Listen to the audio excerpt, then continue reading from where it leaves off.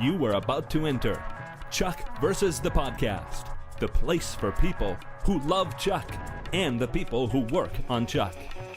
The only show that takes you behind the scenes with the stars. Yvonne Strahovski. Zachary Levi. Joshua Gomez. Ryan McParland. Adam Balba. Sarah Lancaster. Interactive interviews. Julia Ling. Phil Clemmer. All the cast. Dixon High. Tony Hale. Scott Krinsky. Mark Christopher Lawrence. Anita Federici. Fun hosts. This is Mel. This is Liz. Now you can see how wacko we are. The writers. Allie Adler. Scott Rosenbaum. Zev Barrow. The editors. Matt Barber. Jeff Granville. Kevin Mock. Contests. We are giving away a Chuck press kit. The directors. Jason Ensley. Norman Buckley. The guest stars. Steve Austin. Kristen Group. The music. This is Tim Jones. Guest hosts. I'm Kaylee from Toronto. Conventions. Lights come up, and here comes Jester out on stage. Set visits. This is the guy right here. And much more. Are you ready?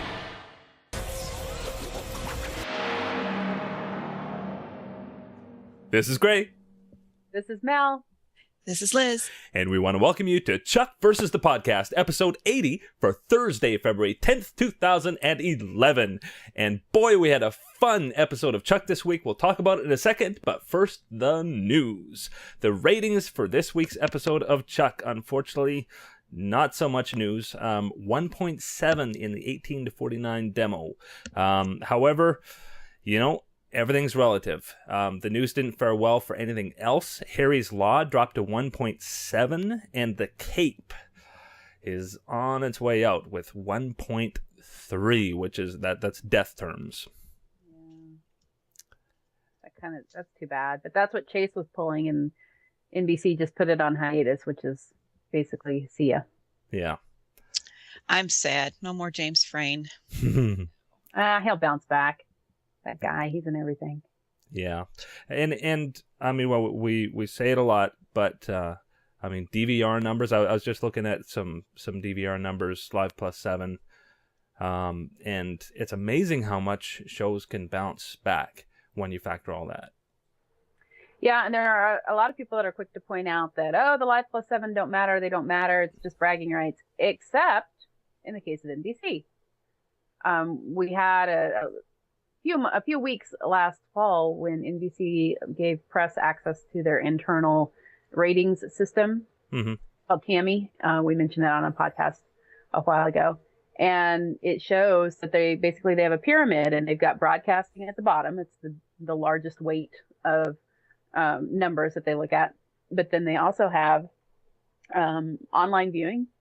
They've got DVR, and they've got video on demand, all counted. Mm-hmm. So NBC actually does look at that. They're trying to take into account all of the alternative viewing methods.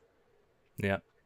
And everything is relative. If the Cape dies, and Chuck is right next to the Cape, Chuck looks better in relative terms. Yep. Boy, Mondays are rough for NBC. Yeah. They just can't seem to catch a break. Yeah. And I mean, if they had something super promising to put next to it, maybe, but I don't know. Chuck is anchoring that slot as far as NBC is concerned. Yeah. Well, we do have reason to celebrate at the end of this month. Zachary Levi will be on stage at the Oscars. He is confirmed as a performer on the February 27th telecast. He'll be singing I See the Light from Tangled, which is nominated for an Oscar, alongside his co-star Mandy Moore, and Alan Menken will be accompanying them. That'd be really, really cool. Very cool. Zachary Levi at the Oscars. Yay! I'm still not going to watch. No? Liz. I just can't. I can't bring myself to watch that stuff. Uh-huh. You know, I didn't watch this part. I'm sorry, but like, you know, when I see these people get up on stage and they're like, oh my gosh, I'm so excited. Like they didn't know. Well, sometimes they don't. I mean, Halle Berry, I think that was genuine. They knew. Mm-hmm. But that was also, 10 years ago? I mean, all right. I get it. The adrenaline rush and, you know, you're finally able to let it out. Maybe that's what it is. I don't know. Yeah. And nobody that I like ever wins anyway. And all the you know, movies that win, I kind of go, what? I don't get it. So. Yeah. Even though I did see the King's Speech this last week, and that is a great movie. It's still not here. Stupid Podunk, Kansas. Really? No. We have one movie theater. You're kidding. No. And it stinks. Literally. Yeah. I can't. I mean, my little, well, not little, but my 32-inch TV, it's not even a flat screen. Uh-huh. It's better than our movie. So I just wait for it to come out on DVD, or, if I'm out of town, I'll go watch something. It's Wow. better. But no, ours is awful. Sorry. Yeah. And they don't get the little movies, so. Mm-hmm. Well, Ah, get that ready was to a put your what? Bunny trails. Check this out. Wow. Uh-huh. And we're back. Well, are you ready to put your mouths to work again?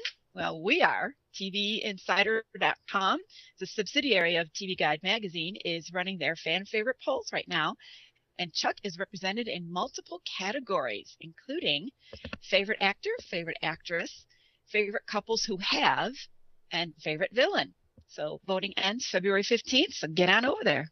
Mm-hmm. And we've been getting a lot of queries about when Chuck Season 4 will resume in the UK. Unfortunately, we don't have an answer to that. From what UK Chucksters have told us, the channel that was carrying Chuck, Living Network, was recently sold to Sky, who appear to be taking a while to settle their programming plans. We'll let you know as soon as a return date is confirmed, but in the meantime, you can purchase episodes from iTunes UK the day after they air in North America. I don't know if they have season passes there, but that might be a good investment if they do.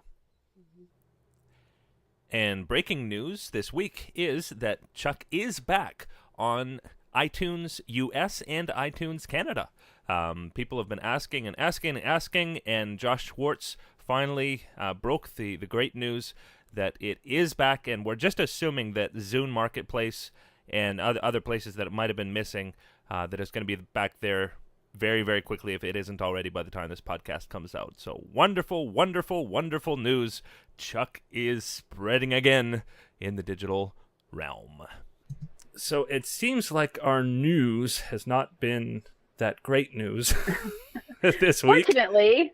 But the good news is that we have a really, really fun episode of Chuck to discuss. I mean, to me, this was probably... I'm trying to think. It was probably the most fun episode since Honeymooners. Chuck versus the Seduction Impossible with Roan. What did you guys think? I laughed so hard. Like, almost from the moment Clara opens her eyes and everybody's hovering over her until, the end there when Casey is, watching Kathleen and it gets a little poignant. Mm-hmm. That's awesome. Yeah. It's so lighthearted and fun. Yeah. Even the songs that were picked for this episode were just, well, they were perfect, but just hilarious. It just added to the humor. Mm-hmm. 16 tons for Roan. That was Right. fantastic. 65 Working bars. at the Buy More. Yeah. Yeah. So is that where Beckman dumps you now if you make you mad? If you're working the fight. Somebody posited that is what the Gretas were all about. Uh-huh. The Gretas were being punished, and that's why he kept getting a new one. That could be. Yeah, could be. Well, there was so much fun in this episode, and as much as we knew what was coming, there was still a lot more to see. I mean, everything from that beginning scene with Clara and just the looks on their faces. I mean, you could see Sarah and Casey in particular were like they would prefer any mission in the entire world over this. Yeah. I was really tickled to see that Casey was as panicked as Sarah Yeah. for the wedding talk. That was funny. Well, But- and so was Chuck. Well, Mhm. yeah, he was getting panicked. I think maybe because he could see how it was affecting Sarah Mhm. Yeah. too. But yeah, that's overwhelming. But I thought it was really cute to go back for a minute to that scene where they're all hovering over Clara. Sarah's front and center and oohing and on, and Casey's there. Everybody's there Mhm. with this baby, and just kind of reinforced the whole we're all family thing that we Yeah. got at first. Yeah. So I liked that. I thought that was sweet. And how much fun was it to see Mama B telling like spy stories to the baby? with such a soothing voice. I know. And then her prince ended up being Papa Bee. Yeah. So that means they apparently went on missions together, which I did not know. Mm-hmm. Yeah. That was a little bit of a surprise. Yeah.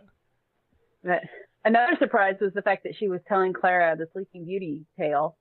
And I'm not kidding you. Literally, like 3 hours earlier, I wrote a piece for NiceGirlsTV.com on Chuck Bartowski as Sleeping Beauty. I'm sorry?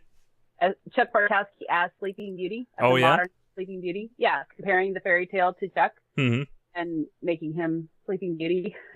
Wow. And Sarah as the prince. Yeah, and I just posted it, and then I'm watching the episode. I'm like, kidding me? Yeah. Psychic. It's funny. Very, very I cool. liked her take on how the princess was woke up with that kiss. Mm-hmm. He had the anecdote to the poison on his lips. Yeah. That was, I thought it was cute. I don't know, it's a tiny thing, but I thought it was cute. Yeah. And how about Morgan?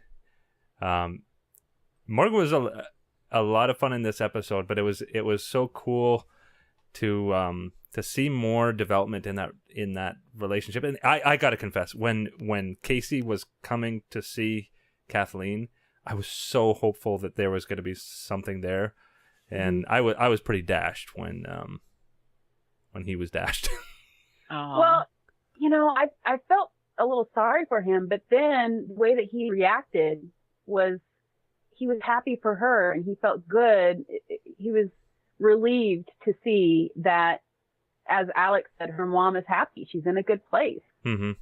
And so I thought it was the more selfless and mature reaction on his part Yeah. to be happy for her and not, go storming in and say, but I'm your ex-fiance. Yeah. You make some big scene about it, to just let her go and let her be happy. Mm. Yeah. Well, Casey's not in a position to settle down. So what was he going to go back to? What would that have done? Yeah. He's a spy. He's a soldier. Mm-hmm. And that's who he is. And I just don't think that, as much as he enjoys Chuck's family and that whole thing, I think it's nice. He's still probably, I don't know,